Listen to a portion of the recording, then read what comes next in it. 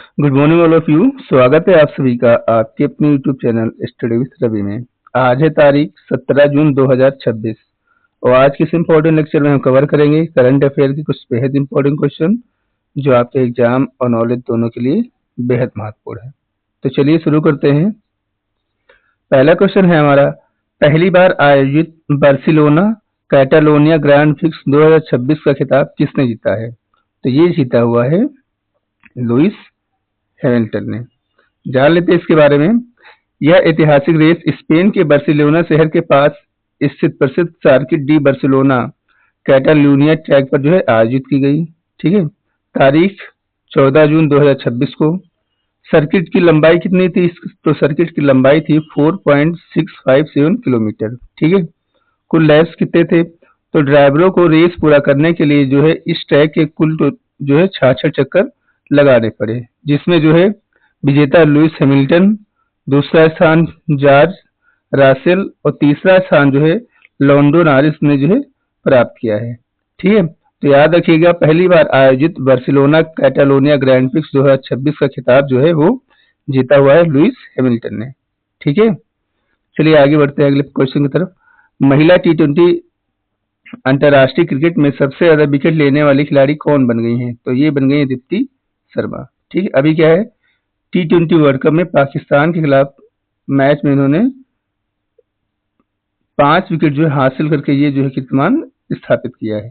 ठीक है, जान लेते हैं इसके बारे में। सबसे ज्यादा विकेट लेने वाली खिलाड़ी दीप्ति शर्मा, इन्होंने टोटल 145 मैच में 166 विकेट लिए हुए हैं। दूसरे पे आ जाती हैं तितापचा पुताहाओ वोंग, वो थाईलैंड से बिलोंग करती हैं। इन्होंने 105 मैच में 165 विकेट लिए हुए हैं। फिर तीसरे नंबर पे आ जाते हैं हेनियट एसिमियो, रवांडा से बिलोंग करते हैं। 132 मैच में 161 विकेट हैं। फिर आ जाती है ऑस्ट्रेलिया की मेगन सट, 125 मैच में 152 विकेट के नाम है। फिर पांचवें पे आ जाती है नताया बुचू थैम, थाईलैंड से बिलोंग करती हैं। 116 मैच में इन्होंने 148 विकेट लिए हैं। तो याद रखिएगा अंतर्राष्ट्रीय महिला T20 क्रिकेट में सबसे ज्यादा विकेट लेने वाली खिलाड़ी वो बन गई है दीप्ति शर्मा। ठीक है, चलिए आगे बढ़ते हैं अगले प्रश्न की तरफ। बच्चों को पौष्टिक खाना उपलब्ध कराने के लिए किस राज्य ने सरकारी स्कूलों और जूनियर कॉलेजों में नाश्ता और दूध योजना शुरू की है? तो ये शुरू किया भी तेलंगाना सरकार ने। ठीक है, जान लेते हैं इसके बारे में। यह योजना है क्या? तेलंगाना सरकार ने राज्य के सरकारी स्कूलों और जूनियर कॉलेजों में पढ़ने वाले लगभग 32 लाख बच्चों के लिए सुबह का नाश्ता और दूध का योजना शुरू की है। ठीक है, योजना की 3 बातें निम्नलिखित है, याद रखिएगा। सबसे पहले कौन बच्चे शामिल होंगे? तो इसमें प्री प्राइमरी से लेकर कक्षा 12 तक के, ठीक है, सभी छात्र इस योजना का लाभ उठा सकेंगे।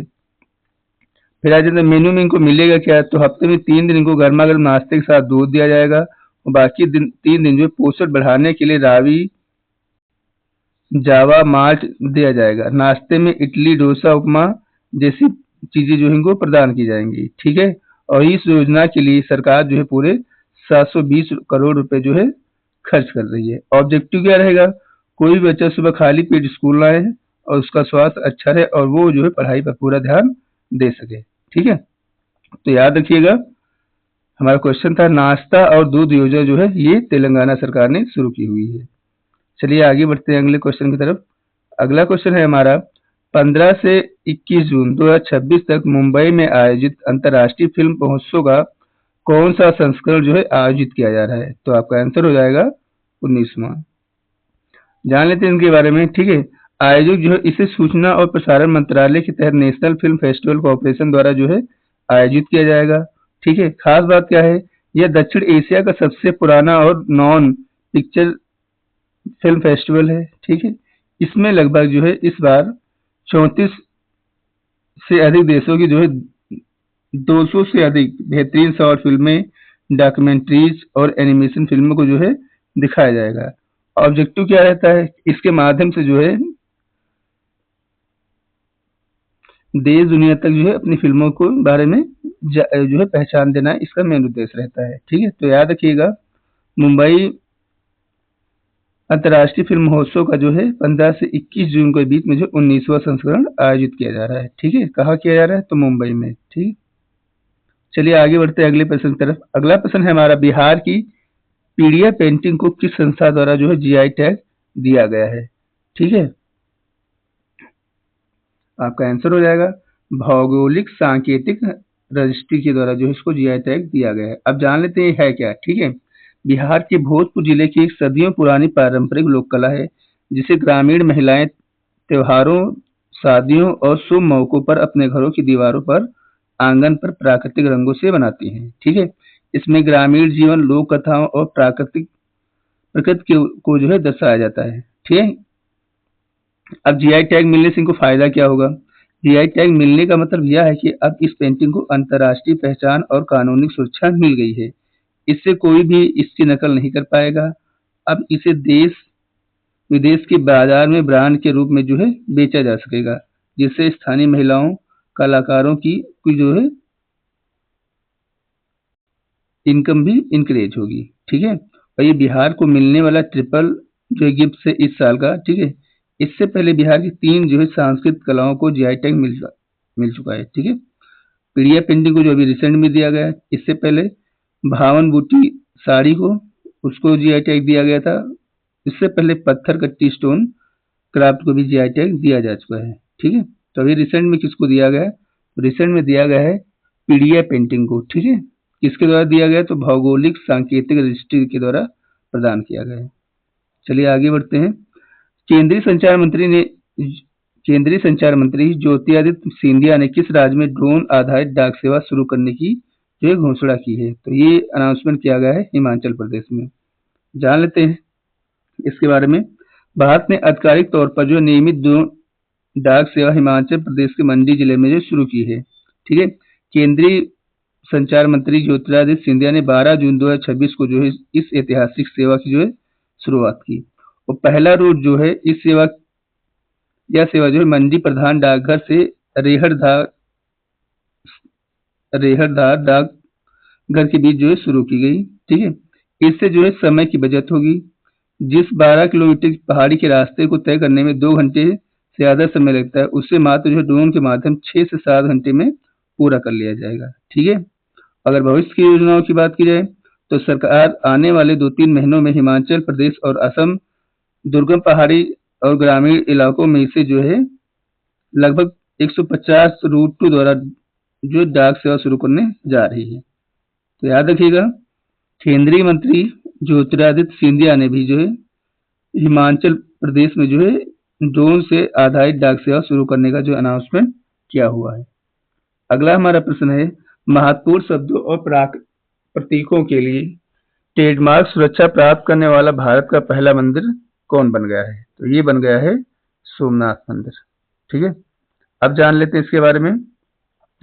मंदिरों को किन चीजों के लिए जो है ट्रेडमार्क मिला हुआ है? तो पहले जो है इनको जो 2 श्रेणियों के लिए ट्रेडमार्क मिला हुआ है। पहला आनंद बाजार, ठीक है, पवित्र शब्द है इनके। दूसरा शब्द है हमारा पतित पावन, इसके लिए जो उनको श्रेणी दी गई है। मंदिर परिसर में यह पवित्र स्थान जहाँ प्रसाद मिलता है उसको दिया गया है। दूसरा है पतित पावन, भगवान जगन्नाथ का यह जो है वह रूप है जो पतितों द्वारा उद्धार करता है, मतलब लोगों के लिए एक प्रतीक है। और फिर दूसरा तुम्हारा आ जाता है नील चक्र, जो मंदिर के मुख्य शिखर के ऊपर लगा पवित्र 8 आरो वाला जो है धारु चक्र है, जो अब SJTA का आधिकारिक जो है लोगो है। ठीक है, इसके लिए जो है इनको जो ट्रेडमार्क के लिए सुरक्षा दी गई है। ठीक है, मेन रीजन क्या रहा है ये भी जान लेते हैं। मेन रीजन ये है कि मंदिर परिषद के ध्यान में आया था कि नई संस्थानों और लोग व्यवसायिक लाभ उठाने के लिए इन पवित्र नामों और प्रतीकों का जो है गलत इस्तेमाल कर रहे हैं। अब ट्रेडमार्क मिलने के बाद कोई भी बाहरी व्यक्ति या कंपनी बिना अनुमति के इन नामों या नील चक्रों के लोगों का व्यवसायिक जो है व्यापार नहीं कर पाएंगी या उपयोग नहीं कर पाएंगी। ठीक है, इसके साथ ही प्रशासन ने 26 अन्य धार्मिक शब्दों का संरक्षण के लिए आवेदन भी किया हुआ है। ठीक है, तो याद रखिएगा ये जो है किस मंदिर को महत्वपूर्ण शब्दों और प्रतीकों के लिए सुरक्षा मिली, तो ये मिली है सोमनाथ मंदिर को। ठीक है, अगला हमारा प्रश्न है, भारत और एयरबेस ने टाटा और एयरबेस ने भारत में पहले make in India C-32 C295 विमान की पहली टेस्ट फ्लाइट किस जो है राज्य में स्थापित की है, सफलतापूर्वक जो है पूरी की है? तो इसे पूरा किया गया है गुजरात में। ठीक है, जान लेते हैं इसके बारे में। इसे जो है टाटा एडवांस सिस्टम और यूरोप की एयरवेज कंपनी ने जो मिलकर जो है संयुक्त रूप से बनाया है। भारत में पहला रिकॉर्ड है। ठीक है, भारत रक्षा के क्षेत्र में इतिहास में जो है पहली बार जब किसी निजी क्षेत्र की कंपनी ने देश की धरती पर पूरा सैन्य विमान जो है तैयार किया हुआ है। ठीक है, डील के हिस्से की अगर बात की जाए तो वह भारत और स्पेन के बीच कुल 26 विमानों की जो डील हुई है, जिसमें 40 विमान मेक इन इंडिया के तहत जो इसी बड़ौदा प्लांट से तैयार किए जा रहे हैं। तो याद रखिएगा,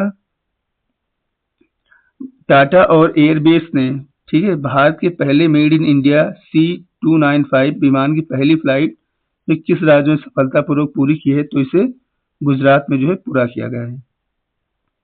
चलिए आगे बढ़ते हैं।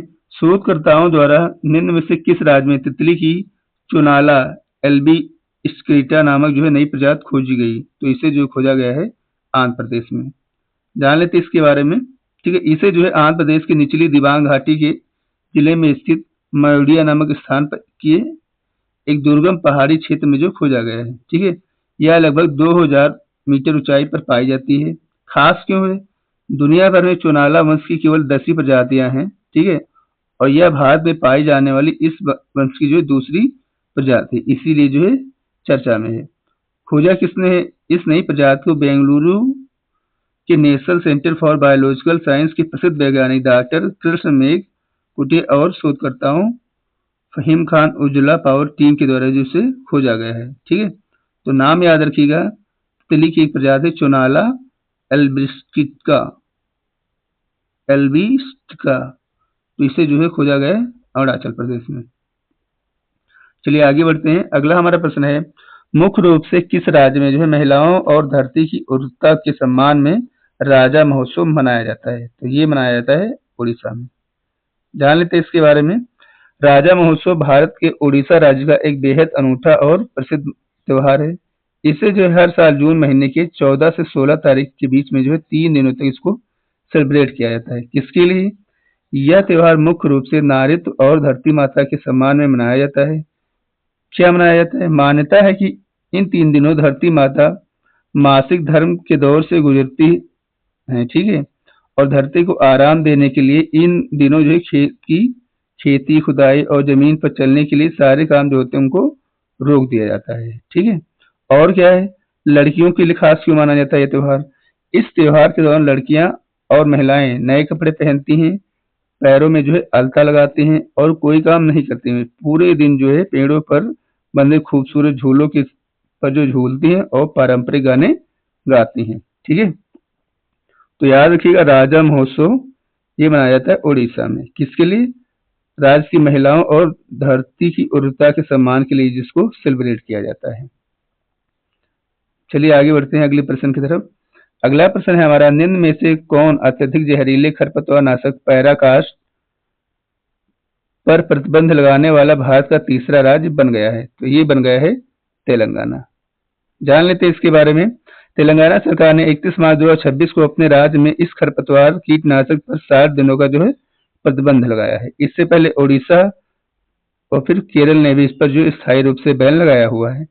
बैन लगाने के कारण क्या है ये जान लेते हैं। ठीक है, कोई एंटीट्यूड का इलाज ना होना। पैराक्वास्ट बेहद जहरीला केमिकल है। अगर गलती से या जानबूझकर कोई से निकल जाए तो डॉक्टर के पास शरीर में फैलने से रोकने का कोई एंटीडोट भी नहीं है। दूसरा कारण क्या है? बढ़ती हुई मौतें और सुसाइड। ग्रामीण इलाकों में बेहद सस्ता और आसानी से जो है मिलने के कारण इसका दुरुपयोग जो है बढ़ गया है। डॉक्टरों और मेडिकल एसोसिएशन के अधिकार तेलंगाना में इसके जहर के कारण लगभग 5500 से 6000 लोगों की मौत जो है दर्ज की गई।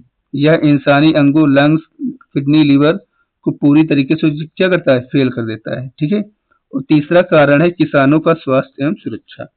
यह खेत में छिड़काव करने वाले किसान की त्वचा और सांस के जरिए उनके शरीर को नुकसान पहुंचा रहा है। इसके अलावा पशु पक्षियों पर्यावरण के लिए बेहद हानिकारक माना जा रहा है। ठीक है, इसीलिए इसको जो है बैन किया गया है। तो याद रखिएगा, पैराक्वाड को जो बैन करने वाला भारत का तीसरा राज्य बन गया है तमिलनाडु। इससे पहले किसने किसने बैन किया? तो इससे पहले ओडिशा ने 2023 में, देन सो केरल ने भी बैन कर रखा हुआ है। अगला हमारा प्रश्न है, निम्न में से किस स्थान पर ग्लोबल चेस लीग के चौथे संस्करण का आयोजन किया जाएगा? तो ये किया जा रहा है बेंगलुरु में, जो है इसका चौथा संस्करण आयोजित किया जा रहा है। जान लेते इसके बारे में। यह टूर्नामेंट जो है 3 सितंबर 2026 को शुरू होने जा रहा है। ठीक है, भारत लगातार दूसरी बार इसकी जो है इसको होस्ट करने जा रहा है। ठीक है, और जब यह रैपिड चेस लीग भारत में हो रही है तो इसका जो पिछला सीजन भी मुंबई में ही खेला गया था। टोटल 4 सीजन हुए। पहला सीजन दुबई में 2023, दूसरा लंदन 2024, तीसरा मुंबई 2025 में, चौथा भी हमारे भारत में ही हो रहा है। ये सितंबर में बेंगलुरु में आयोजित किया जाएगा। ठीक है, तो याद रखिएगा। तो आज के सेशन में इतना ही। तो आई होप आपको क्लास अच्छी लगी होगी, तो वीडियो को लाइक कर दीजिएगा, शेयर कर दीजिएगा और चैनल को सब्सक्राइब कर लीजिए। मिलते हैं अगली क्लास में, तब तक के लिए टेक केयर, बाय बाय।